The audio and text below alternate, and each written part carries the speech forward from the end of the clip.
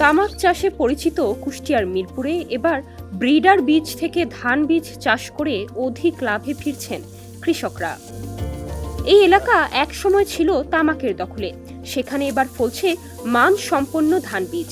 ফকিরাবাদের হুর আলী, কুতুবুদ্দিন সহ 10 জন কৃষক প্রথমবারের মতো 30 বিঘা জমিতে ব্রি ধান 50, ব্রি ধান 89, ব্রি ধান 100 সহ কয়েক জাতের ব্রিডার বীজ থেকে উৎপাদন করছেন ধান বীজ। তামাক চাষ নিরুৎসাহিত করতে বিভিন্ন সংস্থা কৃষকদের দিচ্ছে প্রশিক্ষণ, সার ও উন্নত জাতের বীজ। সুন্দরভাবে উৎপাদন হচ্ছে, আমরা বীজ বাজার থেকে কিনা লাগবে না, আমরা হয়তো বীজ সরবরাহ নিজে করব, অন্যকেও বীজ আমরা দিতে পারবো।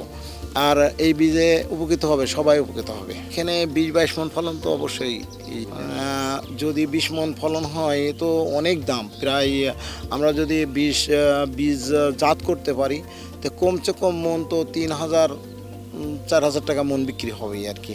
তো তাতে যদি 20 মণ ধানও আমার এখানে 20-30 মণ ধান আসে 1.5 বিঘা জমিতে, তাহলে 30 মণ ধানে আমি 30-90,000 টাকা আশা করা যায় আসবে।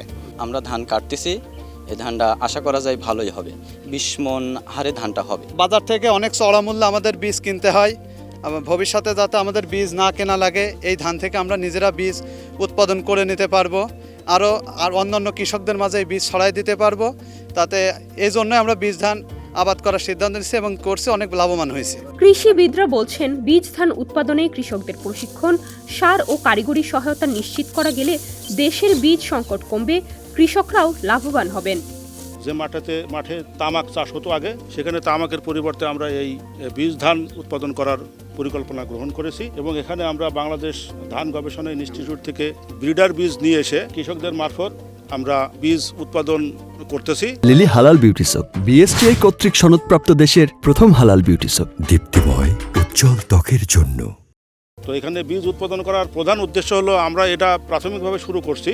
এবছরে আমরা পেঁয়াজ এবং ধানের বীজ উৎপাদন করছি। পেঁয়াজটা আমাদের ইতিমধ্যে হারভেস্ট হয়ে গেছে এবং সেটা অলরেডি আমরা এটা কিপ করেছি। আর ধানটা এখন আমাদের পাকতেছে এবং এটা আমরা কৃষকদের মারফত এখন কালেকশন করতেছি এবং এই বীজটা আমরা এই জন্য করতেছি যে অত্র এলাকায় ধান বীজ উৎপাদন করার কোনো পরিকল্পনা বা কোনো এ ধরনের কোনো কৃষকরা সাধারণত বীজ রাখে না। তো আমরা এই ব্রিডার বীজ থেকে কৃষকদের মারফত এই বীজ উৎপাদন করতেছি, যাতে তারা তাদের নিজেদের বীজ উৎপাদন করে তাদের নিজেদের বীজ ব্যবহার করতে পারে। আমরা শুধুমাত্র নিজেরা লাভবান হব, কৃষকরা লাভবান হবে ব্যাপারটা তা না। কৃষকদেরকে দিয়ে আমরা চাষাবাদ করাচ্ছি, কৃষকরা নিজে যেমন বীজ উৎপাদন করবে, নিজেরা তাদের সেল করার ক্ষমতা দেওয়া আছে এবং কিছু অংশ তারা বিক্রি করবে, কিছু অংশ আমরা বিক্রি করব।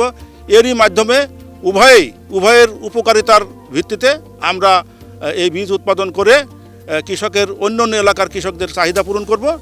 তামাক ছেড়ে ধান বীজ চাষে ফিরে আসার গল্প এখন কুষ্টিয়ার মাঠে মাঠে। সফলতার এই ধারা ছড়িয়ে পড়ুক দেশের অন্যান্য তামাক প্রবণ এলাকাতেও, এমনটাই আশা কৃষি সংশ্লিষ্টদের। নুসরাত জাহান, সমকাল।